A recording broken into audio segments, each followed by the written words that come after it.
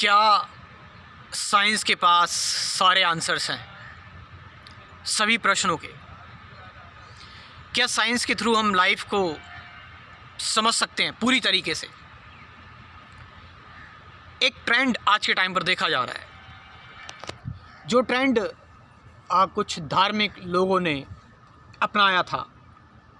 Science भी एक धर्म बनता जा रहा है आज के टाइम पर। जो रिलीजियस लोग किसी एक चीज़ को पकड़ कर बैठ जाते थे कि वो भक्त बन जाते थे किसी चीज़ के, किसी पर्टिकुलर किताब के, किसी कोट के, किसी वर्स के, आयत के या श्लोक के। आज के टाइम पर लोग साइंस को पकड़ कर बैठ जाते हैं। आप समझ रहे हैं? अब ये जो नया दौर चल रहा है, इस दौर में लोग दावा करते हैं कि हम साइंस से सब कुछ समझ सकते हैं, साइंस सब कुछ बता सकता है, साइंस के पास सारे आंसर्स हैं।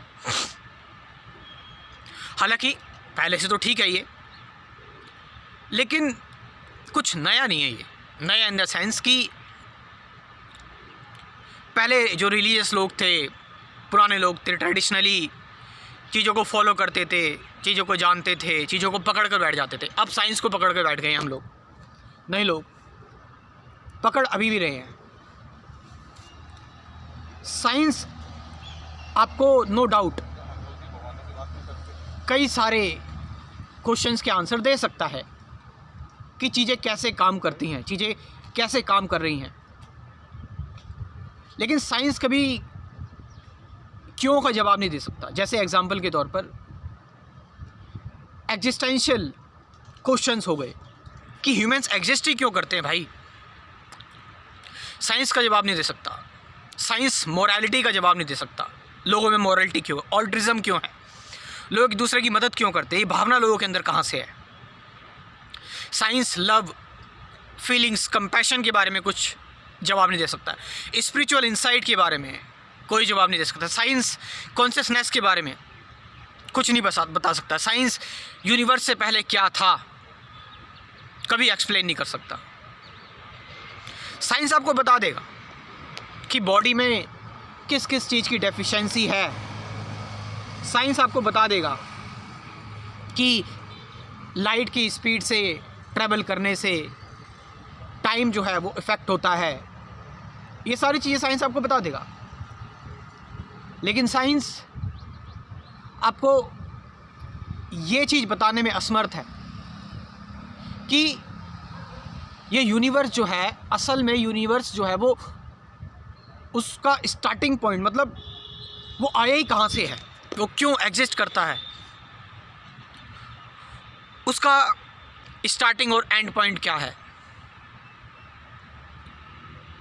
एक व्यक्ति के हम ह्यूमन बॉडी का स्कैन ले सकते हैं, उसकी कोशिकाओं को हम एक एक कोशिका, एक एक सेल के बारे में जान सकते हैं हम।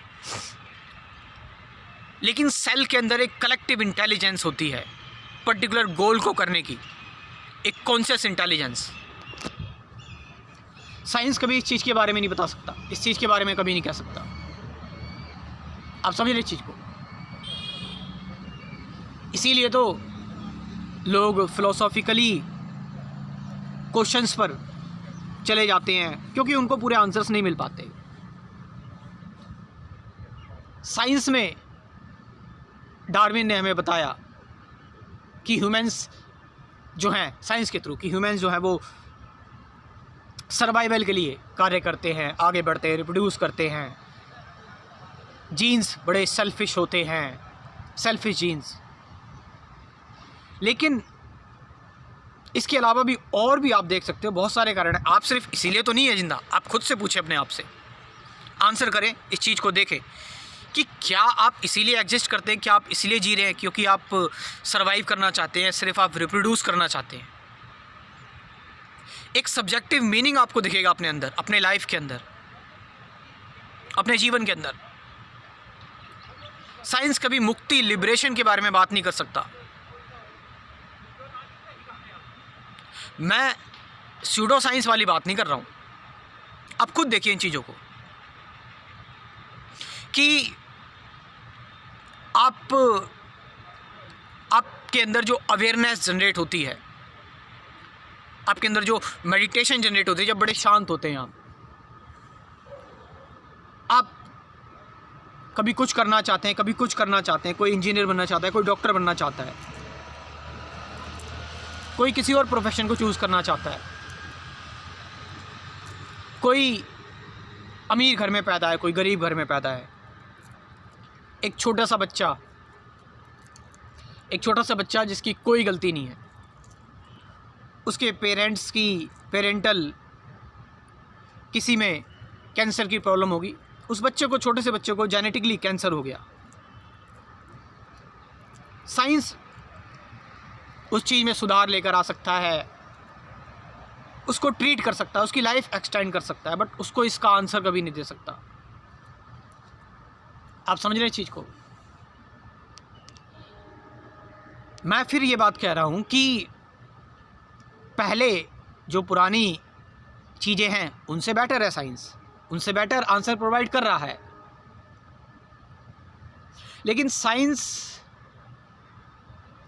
एक कंपटीशन भी बता रहा है आपके अंदर कि सर्वाइव, जस्ट सर्वाइव, अपने जीन्स को आगे बढ़ाओ। आपके अंदर का जो सेल्फिश नेचर है वो इसीलिए है।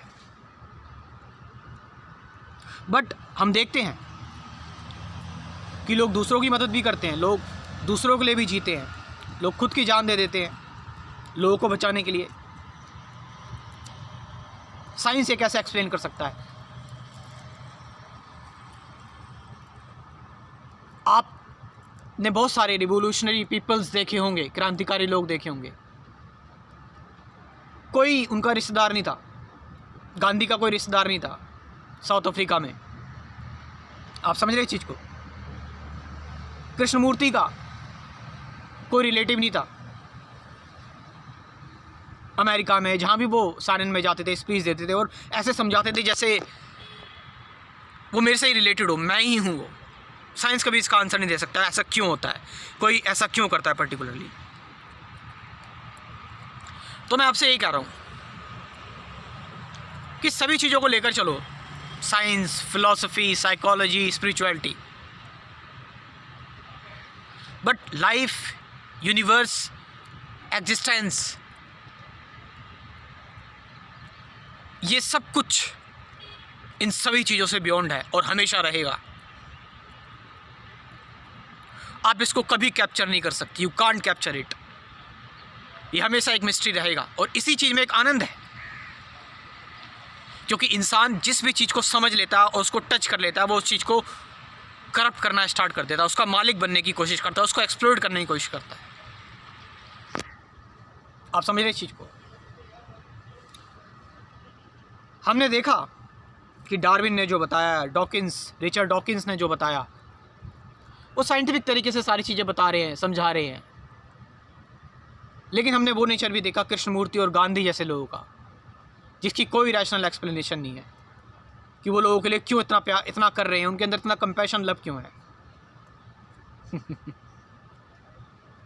So go beyond it, find it for yourself. आप समझ रहे इस चीज़ को?